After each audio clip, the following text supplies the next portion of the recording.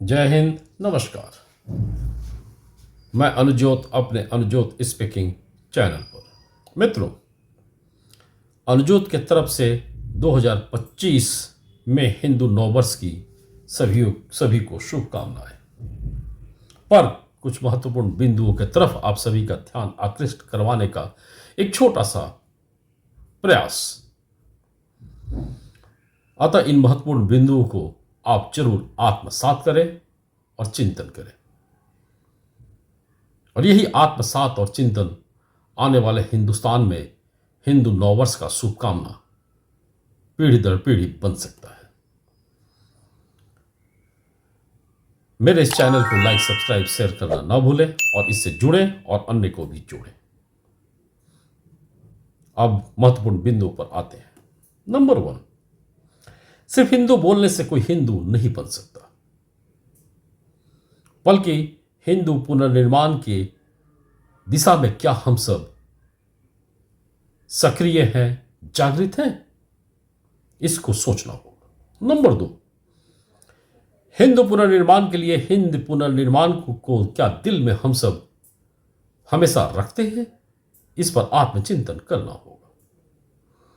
Number 3, Hind पुनर्निर्माण के लिए अखंड भारत के गद्दार और क्रूर शासकों को क्या हम समझने का प्रयास करते हैं, इसको सोचना होगा।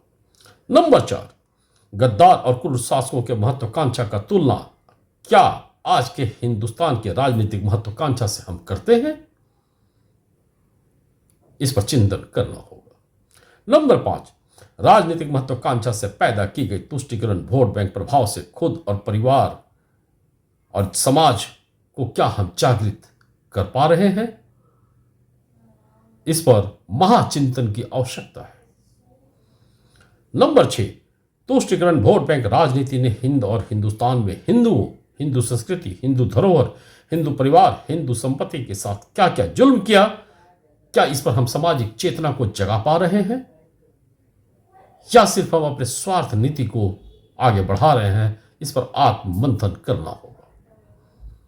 नंबर 7, हिंदुस्तान के कई हिस्सों में हिंदू परिवार दहशत के साये में जीवन यापन कर रहे हैं या पलायन को मजबूर हैं, ऐसा क्यों है,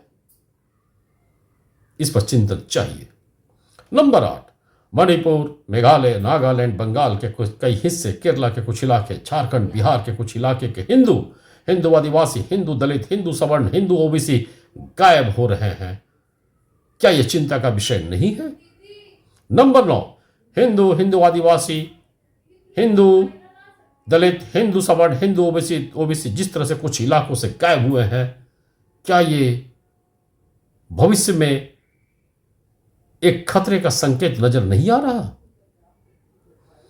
इन सारी चीजों को बताने का महत्वपूर्ण सारांश क्या है, इस बात को समझना होगा। नंबर 1 सारांश, क्या हिंदू नववर्ष हिंदुस्तान में भी हिंदू अपने परिवार के साथ भविष्य में मना पाएंगे अगर ऐसा ही रहा।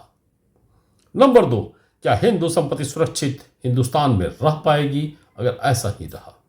नंबर 3, क्या हिंदू पीढ़ी नाती पोते पोती नतनी के लिए सुरक्षित हिंदुस्तान मिल पाएगा अगर ऐसा ही व्यवस्था बना रहा। उपाय है, पर इसके लिए गंभीर चिंतन के साथ प्रयास करना होगा, खुद के अंदर की जागृति को भी पैदा करना होगा। अतः ध्यान से इस उपाय को भी सुनने का कोशिश करें।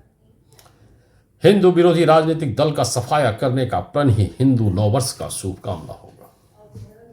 क्या समझे? हिंदू विरोधी राजनीतिक दल का सफाया करने का प्रण, हिंदू विरोधी राजनीतिक दल के कार्यकर्ता से हिंदू की अस्मिता के लिए प्रश्न करते रहना हिंद का पुनरुद्धार होगा। हिंदू विरोधी हिंदू राजनीतिक परिवार का सार्वजनिक बहिष्कार हिंदुस्तान में हिंदुओं का पुनर्जन्म होगा। और यकीन मानिए, अगर ऐसा उपाय हर हिंदुस्तानी करने लगे तो किसी भी राजनीतिक दल का हिम्मत नहीं जो हिंदुस्तान में रहकर हिंदुओं के प्रति घृणा को पिरो सके और हिंदुस्तान के मिट्टी के दुश्मनों का पोषण करवा सके। सच्चाई ये है कि हिंदुस्तान के मिट्टी के जो दुश्मन है 90% राजनीतिक दल उनका पोषण करवा रही है, उनका पोषण कर रही है। और जो हिंदुस्तान के मिट्टी के हैं, जो हिंदुस्तान के लिए हैं, जो जिनका वजूद हिंदुस्तान में है, वे 90% राजनीतिक दल के लिए एक तरह से भयंकर बीमारी है। और हिंदू को भयंकर बीमारी मानना हिंदू नववर्ष नहीं हो सकता। हिंदू का सम्मान ही हिंदू नववर्ष हो सकता है। और ये सम्मान 90% राजनीतिक दल क्यों नहीं दे पा रहे हैं, ये गंभीर आत्मचिंतन का विषय बनना चाहिए।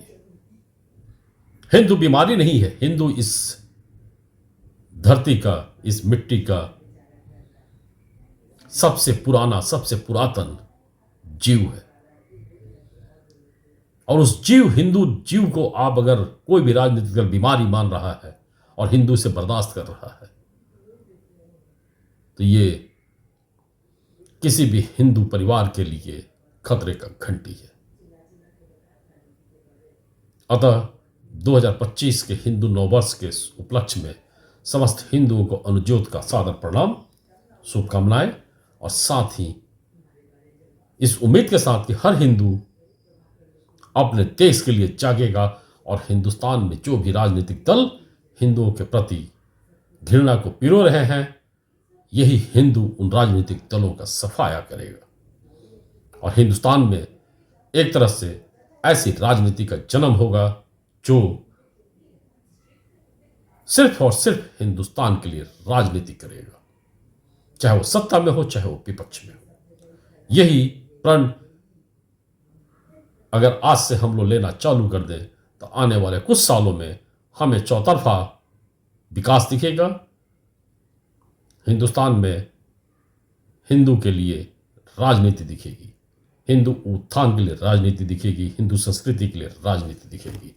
जय हिंद, धन्यवाद। हिंदू नववर्ष की शुभकामनाएं।